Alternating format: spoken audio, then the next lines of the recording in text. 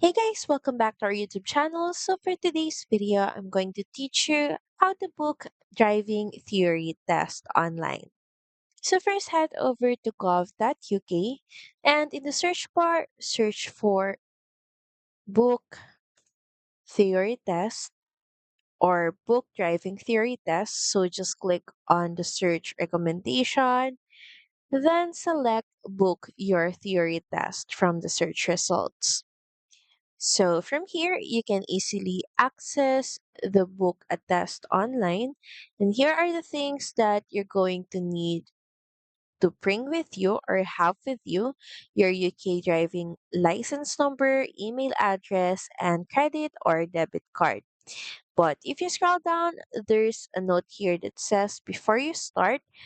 So here are the requirements and costs depending on the test take. And once you've read this important information, you can now start by clicking on Start Now. Now, before you can start, you will be asked to get right support during your theory test. So make sure that you read this information, for this might be helpful for you. And you will be asked, do you need support for your theory test? So you can answer yes or no. Then proceed by clicking on Continue. Once again, you will be asked if you need support, so you can proceed, continue, and get support, or book online without support. And this is where you can start booking your driving theory test.